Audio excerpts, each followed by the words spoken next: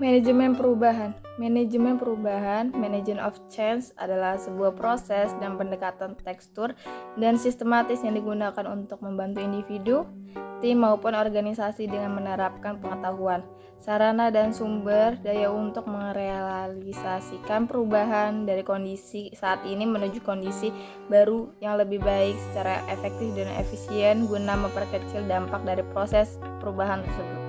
Manajemen perubahan pada hakikatnya adalah sebuah proses yang mengadaptasi pendekatan manajemen yaitu planning, organizing, aquating, dan controlling untuk melakukan sebuah perubahan dalam sebuah organisasi. Manajemen perubahan ditunjukkan untuk memberikan solusi bisnis yang diperlukan dengan sukses dengan cara yang terorganisasi dan dengan metode melalui pengelolaan dampak perubahan pada orang yang terlibat di dalamnya. Pendekatan manajemen perubahan menurut Davidson 2005. Adanya perbedaan budaya organisasi mempengaruhi penyusunan rencana perubahan yang akan dilakukan dengan tepat. Terdapat 4 pendekatan manajemen perubahan yang dapat dipilih, yaitu A. Pendekatan rasional sampai empiris. Pendekatan rasional sampai empiris untuk perubahan didasarkan pada keyakinan bahwa ada perilaku orang-orang yang dapat diprediksi dan mereka memberikan perhatian khusus terhadap kepentingan diri mereka sendiri. B. Pendekatan formatif sampai redukatif. Pendekatan ini menekankan kepada bagaimana seorang manajer perubahan dapat mempengaruhi atau bertingkah laku dengan cara-cara tertentu yang selanjutnya staf atau anggota dapat melakukan perubahan atau dapat berubah.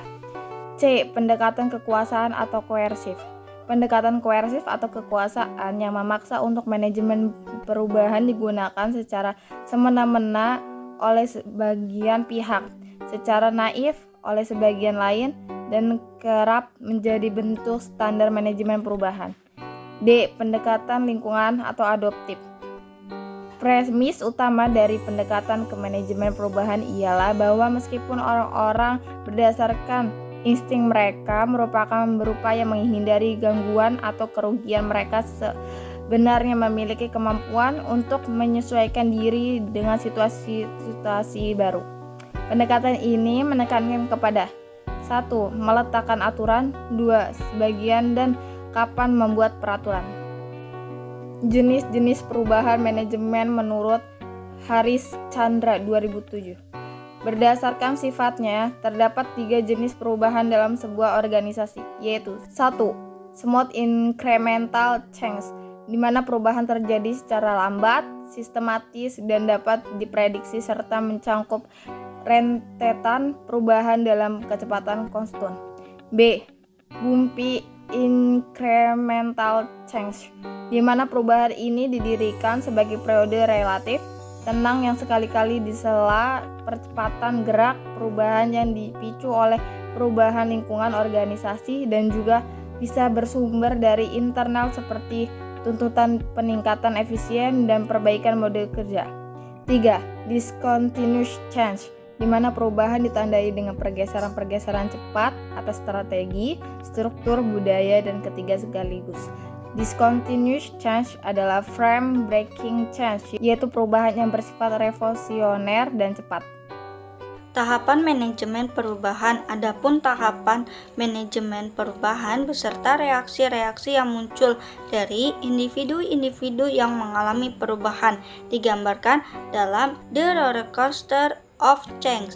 6 tahapan manajemen perubahan adalah sebagai berikut. 1. Start smart. Pada tahap ini disebut juga pre-planning atau tahap awal perencanaan perubahan, di mana individu-individu bersiap untuk perubahan. Ada proses edukasi dalam tahap ini. 2. Shock. Pada tahap ini dimulai perubahan dengan ditandai kick off oleh change leader, pemimpin perubahan. Pada tahap ini biasanya reaksi yang muncul adalah shock, keterkejutan dari individu-individu. Keterkejutan ini muncul akibat ketidaksiapan mereka menghadapi perubahan. 3. Depression atau anger. Pada tahap ini perubahan sudah dilakukan dan reaksi-reaksinya yang muncul akibat adanya reorganisasi, perubahan pekerjaan dan tanggung jawab, karena perubahan mulai dampak dengan jelas dalam bentuk depresi, kemarahan, dan perasaan kehilangan dari individu-individu. 4. Hang atau persever. Pada tahapan ini reorganisasi dan hubungan kerja yang baru mulai diberlakukan dan individu-individu dalam organisasi akan berusaha mempertahankan kondisi yang lama, sehingga pada tahapan ini seringkali perubahan bisa mengalami kegagalan. 5. Hope atau adjustment. Pada tahapan ini dilakukan penyesuaian atau penyelarasan dengan kondisi organisasi yang baru. Individu-individu dalam organisasi sudah lebih memahami perubahan, sehingga pada tahapan ini arahan dan tujuan dari perubahan yang hendak dicapai telah mapan. 6. Rebuilding. Pada tahapan ini kondisi organisasi yang baru telah terbangun secara permanen. Pada tahapan ini tim yang solid sudah terbangun dan kegiatan organisasi sudah berjalan dengan baik. Strategi perubahan manajemen. Menurut Kotter 1996, terdapat 8 strategi sukses dalam proses membangun manajemen perubahan pada suatu organisasi, yaitu sebagai berikut. 1. Membangun rasa urgensi. Tahapan ini adalah tahapan untuk membangun motivasi dengan mengkaji realitas pasar dan kompetensi, mengidentifikasi dan membahas krisis, potensi krisis atau peluang besar, sehingga timbul alasan yang baik untuk melakukan sesuatu yang berbeda. 2. Menciptakan koalisi. Penuntun pada tahapan ini dibentuk sebuah koalisi untuk memulai perubahan sebagai sebuah tim yang terdiri dari orang-orang yang memiliki kekuasaan yang cukup untuk memimpin perubahan. 3. Merumuskan visi dan strategi. Pada tahapan ini perlunya dibuat sebuah visi untuk membantu mengarahkan upaya perubahan dan merumuskan strategi mencapai visi. Yang keempat, mengkomunikasikan visi perubahan. Pada tahapan ini perlunya mengkomunikasikan visi dan strategi perubahan pada seluruh elemen organisasi secara terus-menerus dengan menggunakan setiap kesempatan yang ada dan menjadikan koalisi penuntun sebagai model perilaku yang diharapkan dari pegawai. Yang kelima, memberdayakan tindakan yang menyeluruh. Pada tahapan ini dilakukan kegiatan-kegiatan dengan melibatkan keseluruhan elemen organisasi untuk menyingkirkan rintangan, mengubah sistem atau struktur yang merusak visi perubahan, dan mendorong keberanian mengambil resiko serta ide, aktivitas, dan tindakan non-tradisional. Yang keenam, menghasilkan kemenangan jangka pendek. Pada tahapan ini dilakukan perencanaan untuk meningkatkan kinerja sebagai hasil dari perubahan atau kemenangan yang dapat dilihat, dan juga memberi pengakuan dan penghargaan yang dapat dilihat kepada orang-orang yang memungkinkan tercapainya kemenangan tersebut. Yang ketujuh, mengkonsolidasikan hasil dan mendorong perubahan yang lebih besar.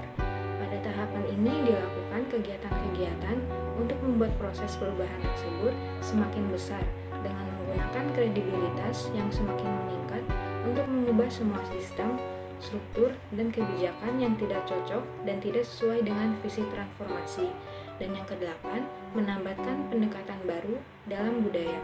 Dalam tahapan akhir ini, semua hasil perubahan yang telah dilakukan dijadikan budaya kerja yang baru dengan menciptakan kinerja yang lebih baik melalui perilaku yang berorientasi pada pelanggan dan produktivitas, kepemimpinan yang lebih baik, serta manajemen yang lebih efektif. Pengertian lingkungan organisasi.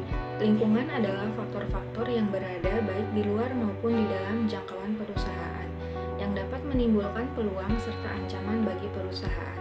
Analisis lingkungan adalah proses pengamatan terhadap organisasi untuk mengidentifikasi ancaman dan peluang saat ini dan akan datang yang mempengaruhi kemampuan organisasi untuk mencapai tujuannya. Mengapa kita perlu memahami lingkungan hidup? Karena yang pertama, organisasi tidak berdiri sendiri tetapi selalu berinteraksi dengan lingkungan. Dan yang kedua, pengaruh lingkungan sangat rumit dan kompleks, dapat mempengaruhi kinerja banyak bagian dari organisasi. Lingkungan internal merupakan kekuatan-kekuatan yang ada dalam organisasi itu sendiri dan sifatnya dapat dikontrol oleh manajemen. Analisis lingkungan internal Lawrence dan William tahun 1988 merupakan suatu proses di mana perencana strategi mengkaji pemasaran dan distribusi perusahaan, peneliti dan pengembangan, produksi dan operasi, sumber daya dan karyawan perusahaan, serta faktor keuangan dan akuntansi untuk menentukan kekuatan dan kelemahan yang penting sehingga perusahaan dapat memanfaatkan peluang dengan cara yang paling efektif dan dapat menangani ancaman di dalam lingkungan. Lingkungan industri. Industri adalah sekelompok perusahaan yang memproduksi produk yang dapat saling menggantikan lingkungan industri merupakan serangkaian faktor-faktor yang merupakan ancaman dari pelaku bisnis baru, supplier, pembeli, produk pengganti, intensitas persaingan di antara para pesaing yang secara langsung mempengaruhi perusahaan. Analisis lingkungan industri dimaksud untuk mencari gambaran tentang peluang dan ancaman bisnis yang diakibatkan oleh strategi maupun perilaku kelompok perusahaan yang bersaing satu sama lain dalam satu wilayah pemasaran. Lingkungan eksternal mikro merupakan kekuatan-kekuatan berada di luar kendali perusahaan yang berpengaruh langsung terhadap kinerja organisasi dan manajemen. Lingkungan eksternal mikro meliputi pemasok, pelanggan, pesaing, distributor, dan pemerintahan. Dan yang terakhir ada lingkungan eksternal makro, merupakan kekuatan-kekuatan berada di luar kendali perusahaan yang berpengaruh tidak langsung terhadap kinerja organisasi dan manajemen. Lingkungan eksternal makro meliputi lingkungan demografi, ekonomi, teknologi, politik dan hukum, sosial, budaya, dan global.